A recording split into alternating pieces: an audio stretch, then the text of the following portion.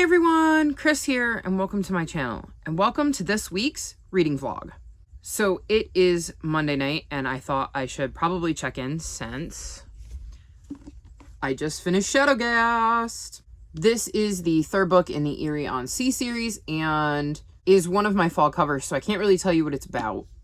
But the first book, Malamander, follows Herbert Lemon, who works in the Lost and Found at a hotel in Eyrie on the Sea, and one day he meets a young girl named Violet who is looking for her family and is hoping that Herbie can help her find them. I have really enjoyed the series, and this book was no exception. This is definitely getting a 4-star or higher for me. I don't think it hit quite 5 stars, but it's definitely in the 4-star range, and I will probably decide on that tomorrow when I wake up and see how I'm feeling.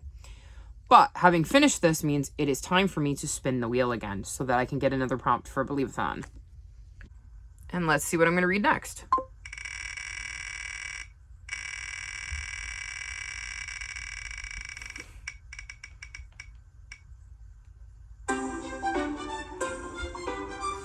Okay. So prompt 8 says, do not forget of your current obligations. When the series is over, you can start celebrations. Continue a series you're already reading. And this is perfect because the book I picked for this is Aru Shah and the Tree of Wishes by Roshani Chokshi. And the reason this is perfect is I have a vet appointment tomorrow, and it usually takes me a little bit to get in because they're so busy. And I actually own the ebook for this. I have the physical book out of the library because I tend to read faster when I read physically. But because I have the ebook, this means when I'm sitting and waiting for my cats to be called in for their appointment, I have the ebook with me to read so that I don't have to bring my physical copy around with me, which when I'm already carrying 2 cat carriers is a lot easier because my phone's going to be in my pocket either way. So I will be starting this for a little bit before bed tonight, and then I will read it tomorrow while I'm at the vet's, and hopefully I will be able to get through this. I'm really excited to dive back into this series and get to see what adventures Aru Shah and her friends get up to next.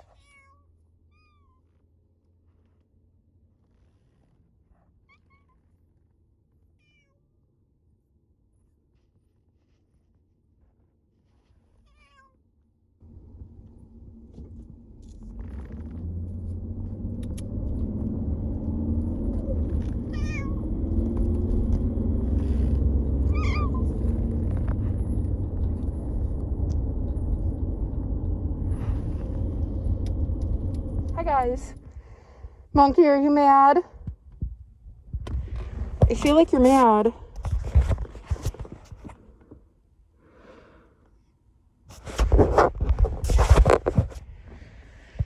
So I am sitting outside of the vet. We just got done with the 2 kitties in the back seat. I have a very grumpy monkey. I'm going to try to get you a view on her. It's just hard because it's dark and I don't know. Monkey! As you can see, hopefully she's ignoring me. Then there's Blitzy. She was very good. I'm wearing half of her fur.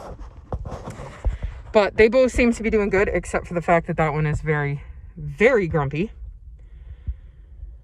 Very grumpy. So, she's not happy that we brought her to the vet at all. She hates the vet. She hates going anywhere near him. But they're both good, and I did get a little reading done, and I guess that's all that matters, and now they're good for a year. So, thumbs up to that.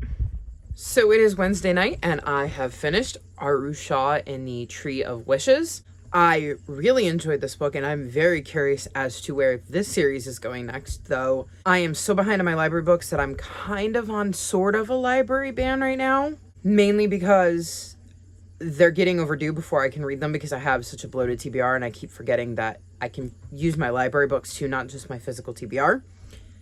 But because I finished this, that's another prompt done for Believeathon, which means I need to spin the wheel again. So I got my wheel. Let's see what I get.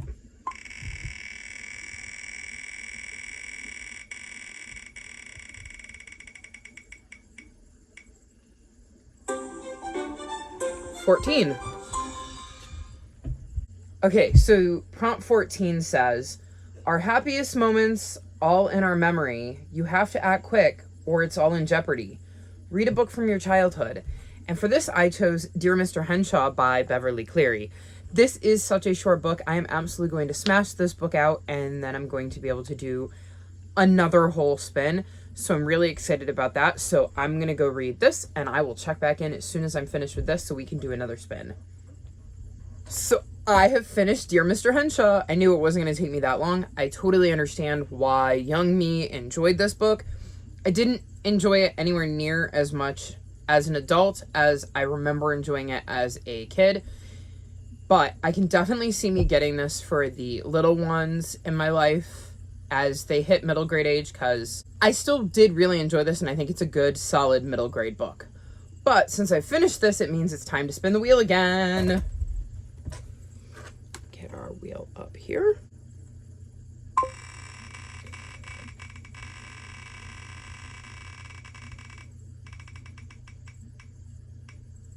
$22. Okay, so prompt 22 says, a friend for life, though we really should split. It's time to dive in if time will permit. Read a TBR vet.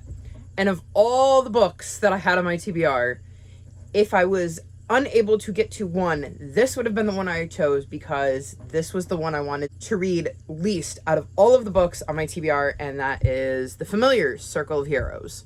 This series has been on my TBR for at least a decade, which is how this ended up being my TBR vet, because it is easily the middle grade series I've had on my TBR the longest that I haven't actually finished. And I definitely enjoy the series. I just wasn't in the mood for it. And this is a series I tend to enjoy more when I want to read it, not when I'm forced to read it. So we will see. The first time around when I read this series, I read the first book, really enjoyed it, got partway through the second and set it down. I've now read the second book and enjoyed that. So this is the third, and I know our main characters are this cat, this bird, and that frog. Can't remember their names off the top of my head. I think this is Alwyn, maybe? Let's see. Aldwin. I was close. Aldwin, Skylar, and Gilbert. So Aldwin, Skylar, and Gilbert. And they are the familiars of some kids who have magical powers, and in the first book, they kind of meet the big bad that they're going to be taking care of throughout the rest of the series. I have no idea what happens in this book. I've never actually read the inside cover, so it'll be interesting. Maybe it'll suck me in and I'll be completely wrong, and when I get done with that, I'll be so glad that I finally read it. Because again, I've been meaning to get to this book for over a decade, so I guess it's about time, and the Believe-a-thon wheel gods have spoken. So it's Thursday night, and I thought I would check in because I finished Circle of Heroes. This book went really, really quickly, and I actually enjoyed it a lot more than I thought I was going to. I think it's going to get like a 3.75. I don't think it was quite a 4-star for me, but I did still enjoy it more than I thought I was gonna. But being through this means I get to spin the wheel again. Let's see what I'm going to get.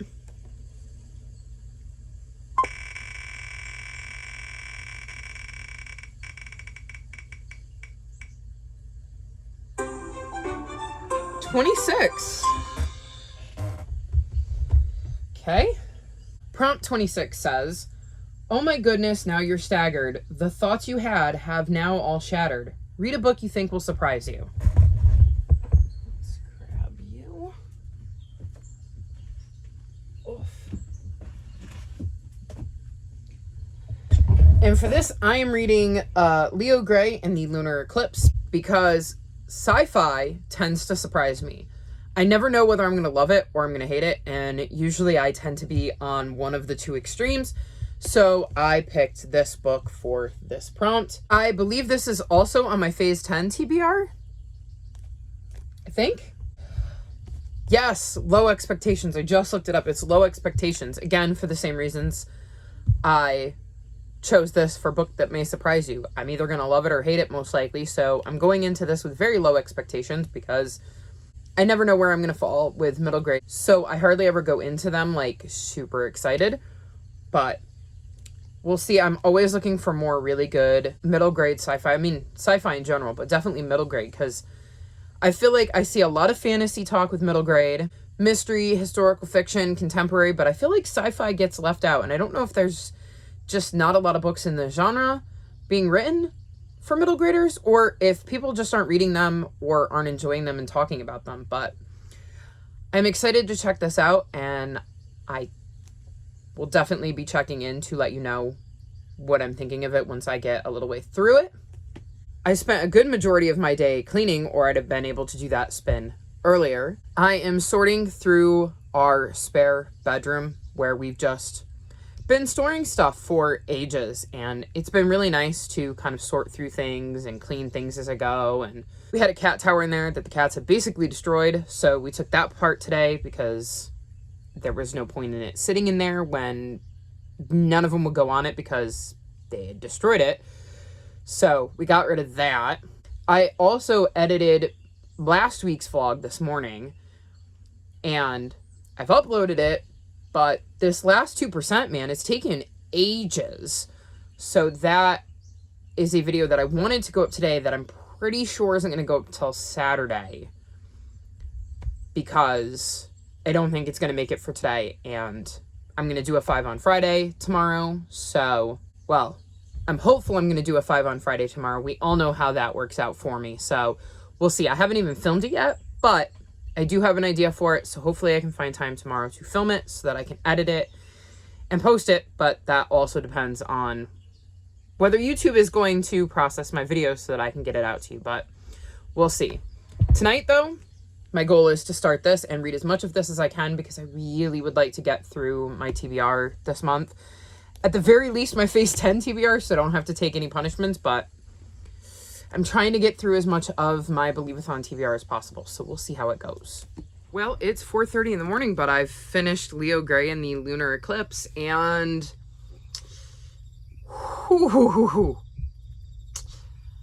I hated this. I absolutely hated this. I knew that sci-fi is hit or miss with me, and this one took a big old miss. 10 pages in,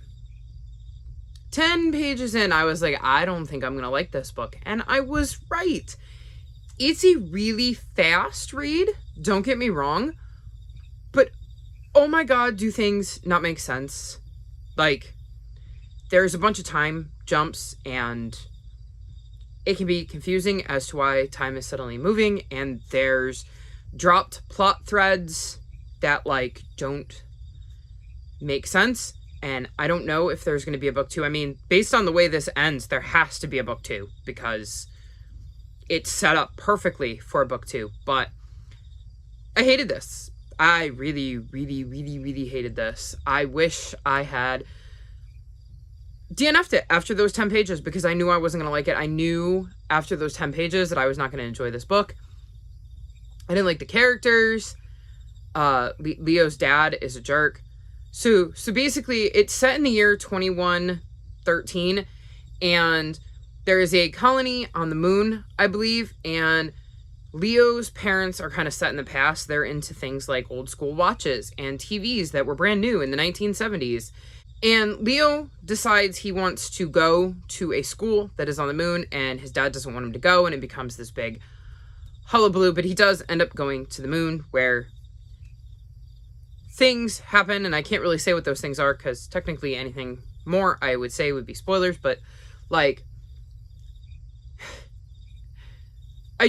so much about this book didn't make sense. Because, like, the characters would do one thing, but then they would change their motivations for no discernible reason, and, like I said, there were time skips, and, like, and this might be a minor spoiler, so if you're at all interested in this, you know, skip ahead, but the whole climax of the book just kind of went like, you're building to this thing that is happening, and you know you're building to this thing, and then the thing happens, and it's like, wah, wah.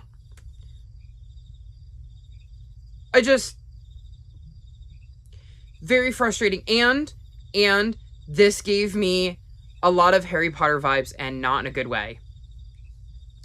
It felt like it was trying to be a sci-fi version of Harry Potter, and I didn't like it. I did not like it. Like, I mean, I have issues with Harry Potter that are stemming from the author's ignorant statements and, of course, you know, the ability to look at that series as an adult and go, wait a minute, I don't know how I feel about this. So the fact that this is in a lot of ways similar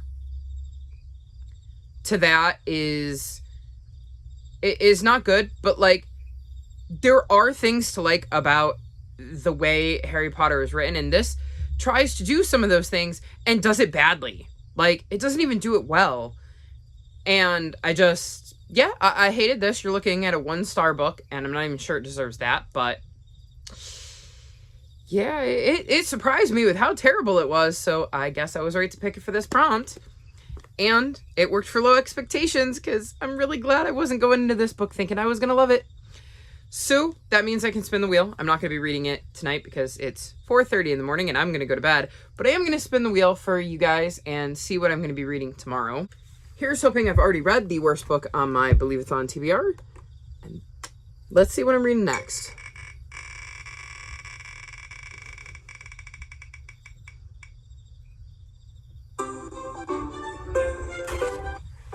$16. So card 16 says, there's nothing more real than the stories of us. Reflected in pages, there's much to discuss. Read a contemporary book. And the book I picked for this prompt is Count Me In. And this follows a girl named Karina, who isn't friends with the kid next door named Chris. But her grandfather starts tutoring Chris, and the three of them begin spending time together, and she's happy to discover that Chris isn't as bad as she first thought. Then something unthinkable happens, and a stranger assaults them, targeting and badly injuring her Indian American grandfather. Karina and Chris are devastated, but vow not to let hate win. And when Karina's moving social media posts about the attack go viral and the press descends, she and Chris have to decide how they will use their newfound fame. It's intimidating to speak out, but how can they not? Seems very relevant to some of the stuff going on in the United States these days, and it's a shorter book, so I'm hoping I can get through this really quick tomorrow, and that I enjoy it far more than this.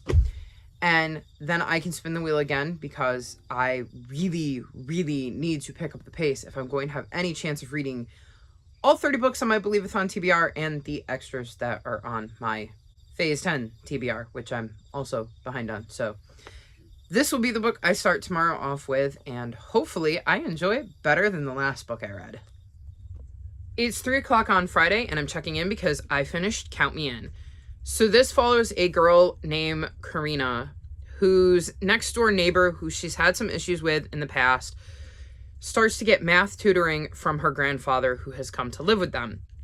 And after a tutoring session at the school, they're walking back to their car, and this man pulls up and ends up attacking Karina's grandfather and really harming him just due to the fact that he's Indian American. And she ends up posting about it on social media. And those posts kind of snowball and blow up, and we get to see how the community and the world reacts to what happened to her grandfather. And I really, really enjoyed this book. It is told in alternating viewpoints between Karina and Chris, the boy her grandfather is tutoring.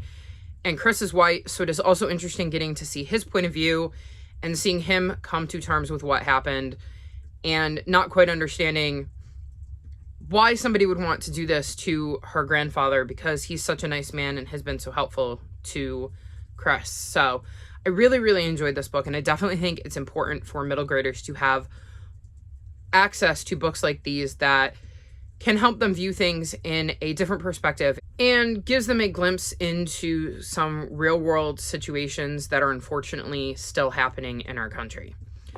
But finishing this means I get to spin the wheel again, and as you can see right there, I have a friend. That's Beanie. Hi, Beanie. Oh, there she is. Hi, Beanie. But I'm really excited to spin the wheel. I'm starting to fly through these, so hopefully this one will be no exception, because I'm still bound and determined to get through all 30 books for Believe-a-thon, even though it is the 19th, and there's only 30 days in November, so I have no idea how I'm going to do this, but I'm going to give it a good try. So let's spin this wheel and see what I'm reading next.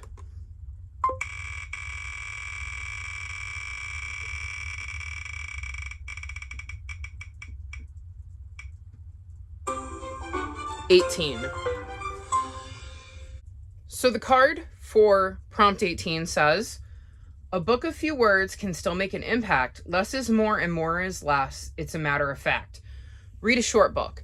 And the one I chose for this is Ban This Book, and this is another one of my fall covers. So I have absolutely no idea what this is about, and I won't be talking about what this is about in my vlog because I'm going to save that for my fall cover wrap-up video. But it clocks in at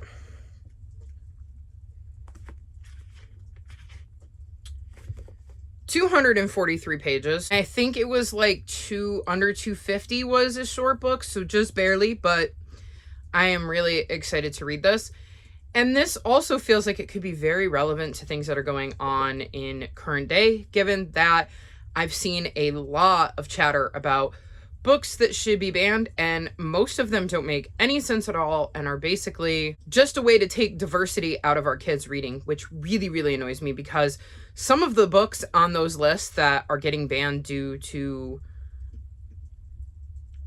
apparently being controversial are some books I've really, really loved and I think are really important for people to read. So I'm going to be very curious to see what books are talked about in this one and how this story plays out, especially considering, you know, like I said, it's kind of relevant. So hopefully I can get through this one today and give the wheel another spin.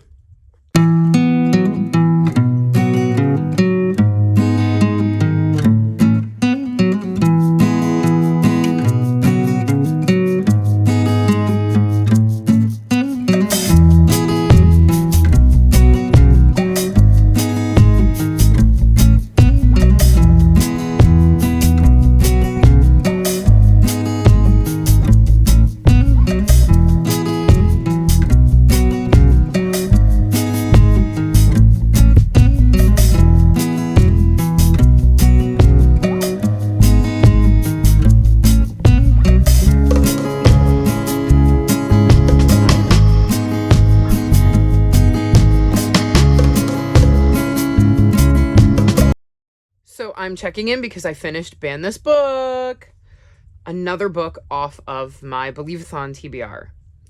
This one I think is a 3-star, like in that range, probably the higher end. I didn't enjoy it as much as I thought I was going to, but I do think it's a very important book for kids to read, and I really love the message that it sends. And because it's my fall cover, I can't really talk about exactly what it's about because I'm going to save that for my fall cover wrap-up video, but I think I can at least give you the gist that it's about banning books, and that is a very important topic for kids to read, and I did end up enjoying this, so I would recommend it even though it wasn't necessarily my favorite book I've ever read, and I probably wouldn't reread it. And I am sitting here with a lap of kitties because I got one here, and then there's one here, and there's one there, and I have 2 more like across the room that would be really hard to show you because of my camera and how I would have to spin it. But I have 5 of my cats in my room right now, and one of them appears to be getting ready to leave. Where are you going, Cloud Man? Hi. Come here. You can say hi to everybody. No? Cloudy. Come here. Hi.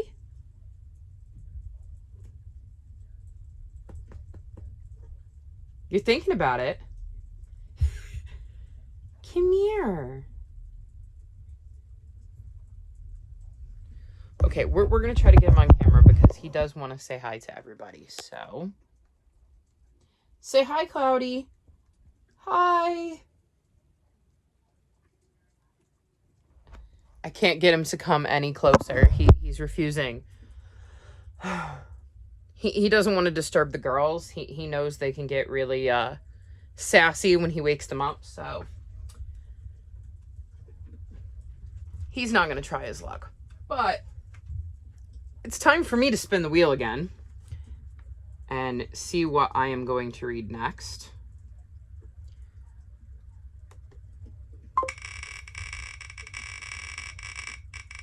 Of course, with the cat in my lap, I won't be able to go.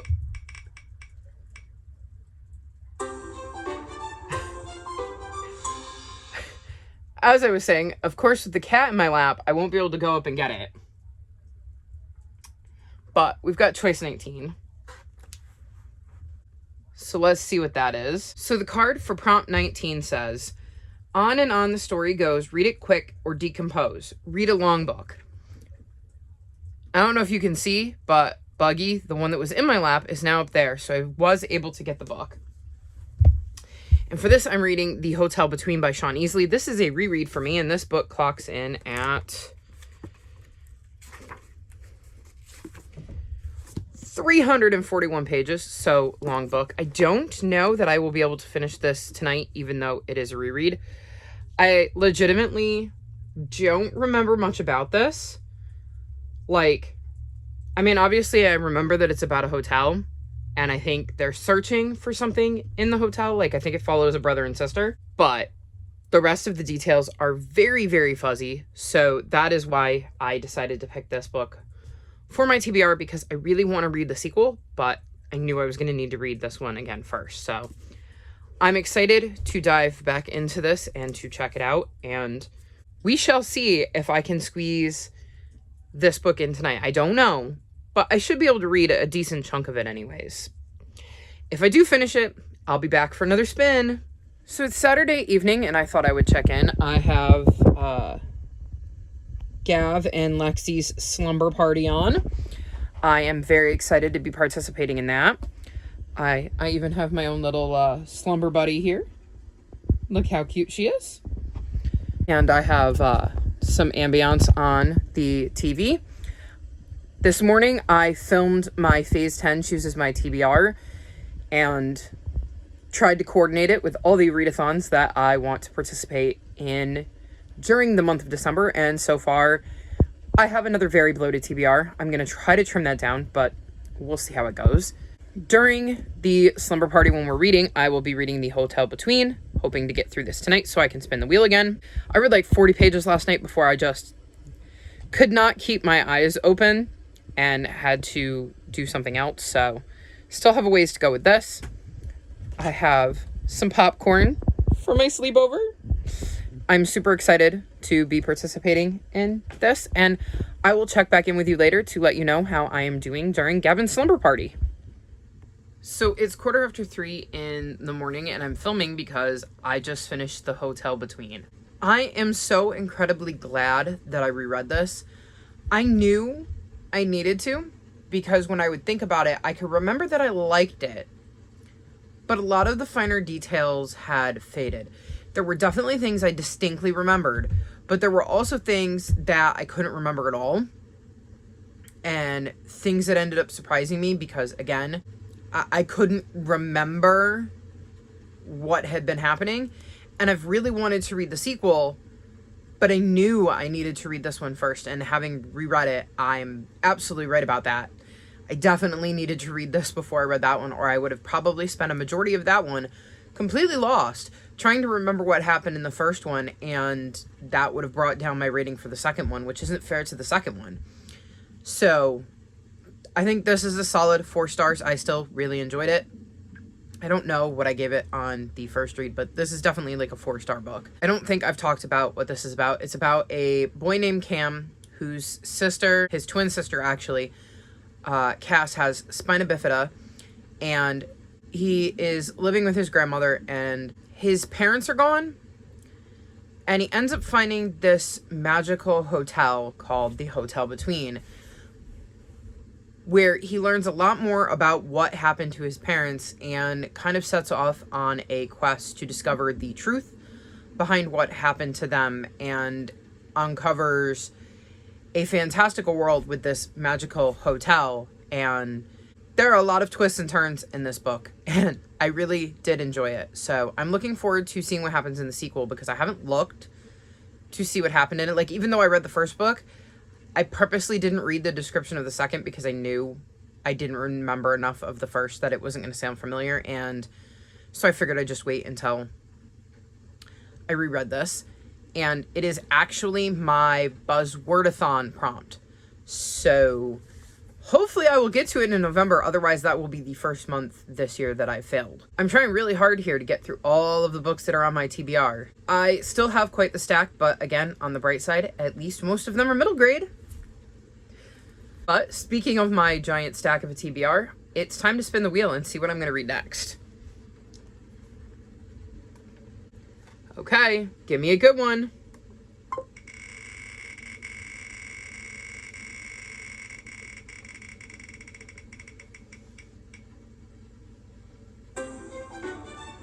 Number 9. So the card for prompt 9 says, raging rivers, streams, and creeks, moor the raft or float for weeks. Read a book featuring water. And for that, I'm going to be reading Paola Santiago and the River of Tears. And this is part of the Rick Riordan Presents line, so I'm expecting some sort of mythology. And it says, space-obsessed Paola Santiago and her two best friends, Emma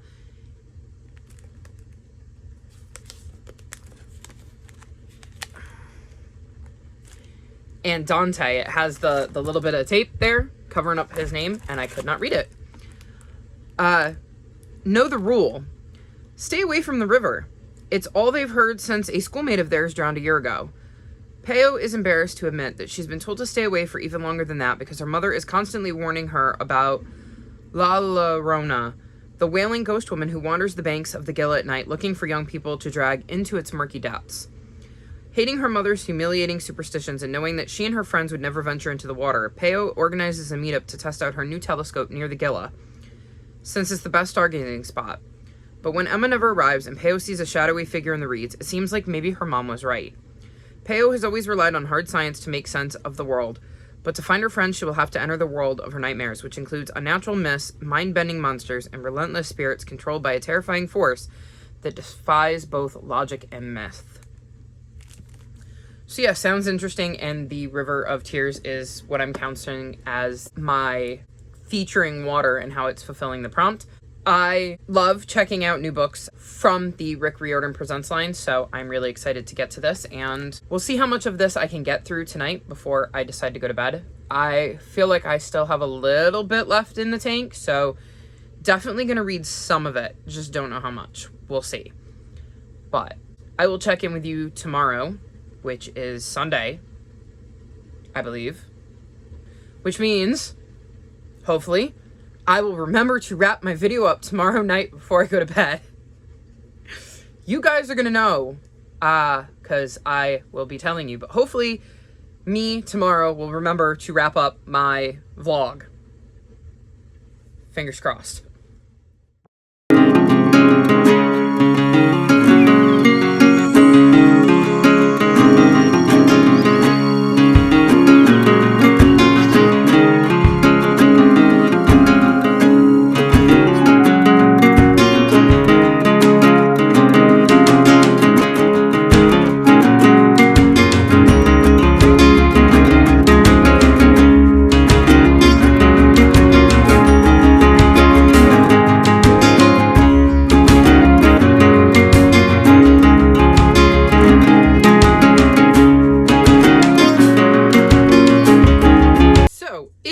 Before midnight on Sunday night, and I'm about to wrap up my vlog. Yes, that's right, tonight is Sunday, and I'm wrapping up my vlog because I'm on time this week. And I just finished Paola Santiago and the River of Tears by Taylor K. Mejia, and this is definitely like 4.25, maybe 4.5. It's going to depend on how I feel about it in the next couple of days. If it really sticks with me, I'll go with 4.5. If it dips a little bit, I'll go 4.25. But either way, I really enjoyed this book. And in this book, we're following a girl named Peo who is really tired of hearing all of her mother's stories, one of which includes the story of La Llorona, who is this woman who murdered her children by drowning them in the river and now haunts the riverbanks wailing for her lost children. And it means that she and her friends are not allowed to go near the river, which has been doubly enforced since a classmate drowned there last year. And she's really fed up with her mom telling all these stories, and she is a very logical, like, scientific thinker. So she likes everything based in facts, not myths, not legends, not lore. She wants like fact and hard truths and proof and all of that. And then one of her friends goes missing, and she ends up getting drawn into the search for her friend and finds out that maybe the stories that her mother has been telling her aren't so fictional after all. And so she and her friend Dante have to go on a search to find their missing friend Emma. I really enjoyed, again, getting to learn more about another culture's legends and myths and stuff like that. That's one of the reasons I absolutely love the Rick Riordan Presents line, even when the books aren't my favorite, like the Tristan Strong series. That isn't my favorite series in the whole entire world, but I do still really enjoy getting to learn things about other cultures. And so I definitely plan to continue to read more in this line, and I am absolutely going to be reading the sequel to this, I think, because it says coming in the summer of this year, Paola Santiago in the Forest of Nightmares. So definitely plan to get to that at some point next year, because I did really enjoy this book and I'm very curious to see what happens next with Peo and her friends. So for the most part, I've had a pretty decent reading week. I've read, let's see. So I finished Shadowgast, and then I read the entirety of Arusha and the Tree of Wishes, Dear Mr. Henshaw, The Circle of Heroes, Leo Gray and the Lunar Eclipse, banned this book, Count Me In, The Hotel Between, and Paola Santiago in the River of Tears. I also made progress on Murder in the Reading Room. I should, if I focus, be able to finish that one next week, because it's an audiobook, and if I just sit down and listen to it, then I'll be able to fly through it, because I think I have like 4 hours left and I'm listening to it at 3 times speed, so a little over an hour to go. If I'm listening to an audiobook, I have to be doing something with my hands, and I haven't had anything to occupy my hands lately, or when I have, I've been listening to reviews for wrestling or catching up on booktube videos or other things like that. So hopefully I can make that a priority next week. And next week's vlog will be the last full week of Believe-a-thon. So I really need to get in to finishing my reads for that, because I still have quite a few to go, and I am bound and determined to somehow, some way, get through as many of those books as possible. Hopefully all of them. Though it's all going to depend on how quickly I can read things. We'll see. So that's this week's reading vlog. If you've made it this far in the video, leave me water emojis, since the last book I read was Paola Santiago in the River of Tears, and that fulfilled the prompt to read a book featuring water. Like this video and subscribe to my channel, and I'll talk to you next time. Bye!